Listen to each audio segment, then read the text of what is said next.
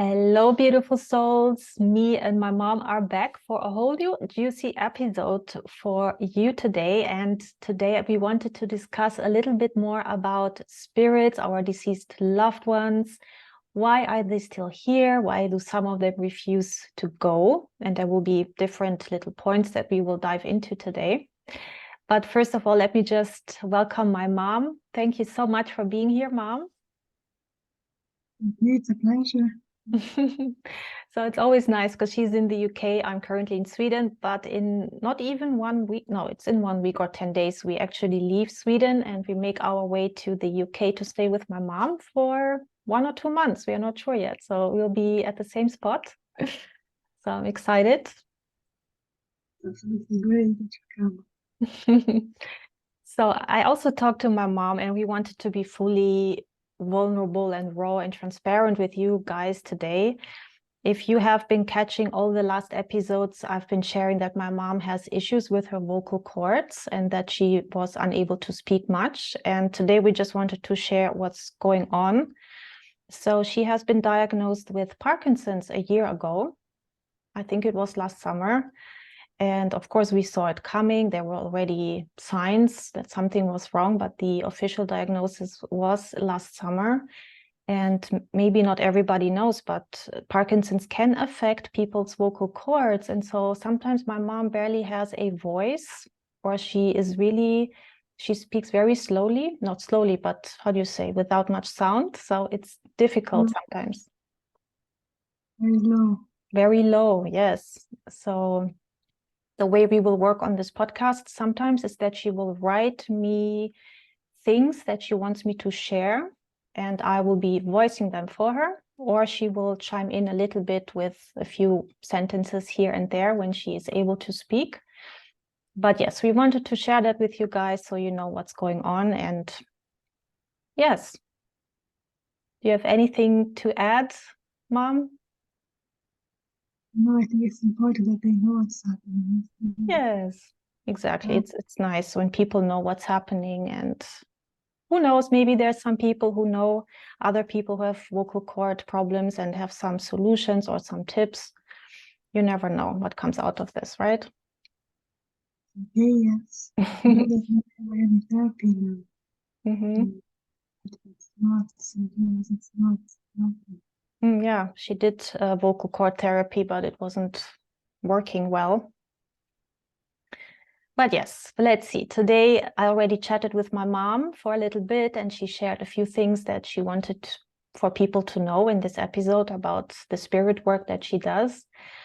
So first of all, if you guys haven't heard our first episode, please go there and listen to it, because that's a bit of our backstory of how we got into this space clearing. It's quite a cute story. And it's nice that my mom and I share this passion for space clearing.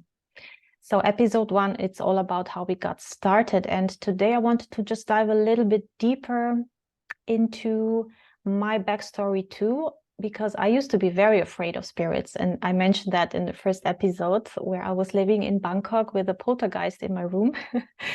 So you can get the whole story on the first episode. But what I wanted to share is today, when I consciously decided I want to get rid of this fear, let me subscribe to a space clearing course so that I learn how to remove spirits, because I knew I was a nomadic soul. I'm traveling all the time. I'm all the time in countries that have huge spiritual energies, like Thailand, like Bali, Southeast Asia in general, Brazil, of course. And I have lots of international clients who come from very spiritual countries, be it Africa, be it wherever, really. So I knew that by traveling and spending time with all these people, I would be exposed to spirits a lot. And so I wanted to empower myself and get rid of this crazy fear that I had of being harmed by spirits. And so it took me a while, though, to subscribe to that course, because I was so afraid to even go there. I don't know if for you, Mom, it was the same. I think you just subscribed to the course without any fear, right? I didn't have any fears. Yeah, my mom is hardcore. She didn't have any fear ever. So I was there in Bangkok and I knew the people who were subscribing to the course. And I was like, no, I'm not going to subscribe right now, but I'm just going to stay like 10, 15 meters behind the group and just observe what are they doing there. So the next course that started, it's a 1 week course of space clearing itself. Of course, there's many prerequisites before you even are allowed to go into this 1 week course. But yes, there was this group. There were 5, 6 people who were subscribed. And I was standing 15 to 20 meters away from them. And in that day, they were clearing a vortex in Bangkok that was blocked, and there were hundreds or even thousands of spirits that were blocked. They were not passing onwards to the light. And these 5, 6 people, they were standing there, meditating, trying to talk to the spirits and send them to the light. And me and the teacher, as I said, were a bit further away, just observing. And suddenly I just started feeling very dizzy. My body heated up. I wasn't feeling normal anymore. I was just, oh my God, what's going on? And my teacher, he was laughing. He said, oh, all the spirits came over here to you. And I was like, what? Why? You know, they're supposed to be there with the other group. And what's happening? So he said, well, the spirits can feel your tremendous love, and they can feel your connection to source. They can feel your connection to the divine. They believe you when you say, it's good now, it's safe for you to step into the light. They believe you there is a light because they can feel that, or they can see the light around you. So that was the exact moment that I just developed so much compassion for spirits, because if they can sense that, if they can feel the love that people have and the connection they have to source, and it helps them to move on, then I thought, wow, that's a beautiful mission to have, to just be the light and help these spirits to not be afraid to step into the light also. And as of then, I completely changed my fear. It really went 180 degrees to the opposite. I have this tremendous empathy, compassion, and love for the deceased loved ones, spirits, even poltergeists. Everybody has a little story to share before they move on. And so, yes, I just wanted to share a bit of my backstory, and that it's totally possible for people who are afraid of spirits. I know there are many out there who are tremendously afraid of spirit activity, but if you think about it, you can actually help them. You can do something beautiful for them by letting go of your fear and developing this compassion and guiding them towards the light. It's the most beautiful thing. And it's actually one of the most beautiful things in my work. It's that moment when I see them and feel them moving into the light. You're so close to source at that moment. You can really feel that love. I don't know if it's the same for you, Mom, when you open the vortex and you feel the spirits moving towards the light. There's tremendous love. Yes, The vortex too. you feel that. Mm. Yes, there's so much love coming through the vortex, and our own love, of course, that we feel. So it's just a tremendous amount of unconditional love, and it's beautiful. It's beautiful work. Awesome. Yes. So anyway, that's just a little bit of my backstory here, and to give people hope that, you know, you can transform your fear into something beautiful. But yes, let's just talk a little bit. Why are these spirits even here for such a long time? Why can't they just go to the light themselves immediately after they are dead? What propels them to stay here? And I was asking my mom in her experience earlier, what are the reasons that she frequently encounters? And just recently in episode 4, we shared a story from one of her clients in Brazil whose husband had died, and he was incredibly attached to everything that he had in his, well, alive. So he was attached to his kids, his wife, his house, his material possessions, everything. He just couldn't let go. And so he refused to go for, I think, 7 years by the time my mom walked into that house. And even then he was trying to communicate with my mom, begging her to leave him there for a little bit longer, right? Yes, yes. Sounds like really important. It's very much a bit longer to see how he's been Yes. after his death. Mm-hmm. Yeah. So, and that is one of the reasons why our loved ones in spirit stay behind, because they are so attached to everything, be it their family members, be it material possessions, and that is one major reason. Then my mom also shared she had cases where people committed suicide or were murdered, and they just, in that case, when you commit suicide, you're so traumatized. And in your experience, Mom, when you had spirits that committed suicide, did they feel unworthy of going into the light, or what? Did they think they sinned if they were religious? Like, what was the exact reason why they wouldn't step into the light? I think that was all Catholic people who had fears of going to be judged. Yes, I had those cases too. I completely agree. People who commit suicide and were religious, and their religion speaks very negatively of suicide in terms of it being a sin and that people will not go to heaven. They will get judged. They might end up in hell. There's a lot of spirits out there who are so afraid of that, and they refuse to go anywhere but stay where they are, just out of fear of exactly that judgment that the Catholic Church has been preaching all the time. And I'm sure the Catholic Church is not the only religion out there who preaches these things, but I'm not religious, so I don't know much about other religions. But it's a huge topic. When I come across spirits who refuse to go to the light, a lot of them fear judgment and ending up in hell. And it's a whole discussion that I need to have with them to explain that there is no such thing as hell. Hell is a very much mental human construct that we can have right here by having, a negative mindset, or it's not a concept that we go to hell when we die. So they need to hear that before they are able to move on then. And same with people who just committed any kind of other sin, as proclaimed by religion. It doesn't have to be suicide. Anyone who feels they were not a good human while alive, they still feel that once they are deceased, and so they still are afraid of that judgment and moving onwards.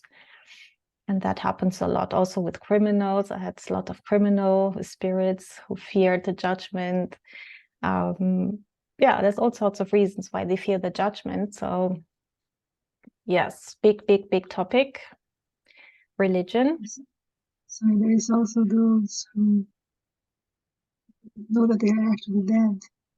They don't know. Yes, exactly. That's my next point. So there's a whole lot of spirits out there. They don't even know that they are dead. It sounds silly, but it's true. If it was a traumatic, very sudden death, they don't know. They don't know what happened, especially if they didn't have any kind of spiritual belief that there is something after death. They're just so confused as to what's going on that they linger around that spot where they died, be it the hospital, be it at home, be it on a car accident. They just don't know what happened. And you need to explain to them then what happened, why they are dead, that they are dead to begin with, and that it's safe and paramount that they move on, right? It is because they have their spiritual lives too, right? One. Yes. So that is another huge point, and a lot of them really appreciate to understand that actually they died and it's time for them to move on. Then there is literally unfinished business, people who feel they died too young and they have something unfinished, and so they linger around trying to observe what's happening, whether their business is being finished. Of course, they will try and get family members to contact a medium or somebody who can translate what it is in terms of their unfinished business. And that can be anything. It can be literally money-related stories or inheritance stories when they feel there's something going wrong with their inheritance. It also can be that they are worried about any of their loved ones, be it because they are sick, be it because they just need more guidance. They feel terrible of leaving loved ones behind who are vulnerable.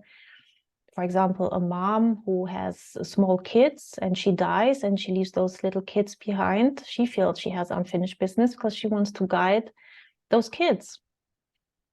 And even then, we need to tell these spirits that it's important they go to the light, because they can still guide their loved ones, but from a space of light. They are in the light, guiding from above, versus being in this fourth dimension.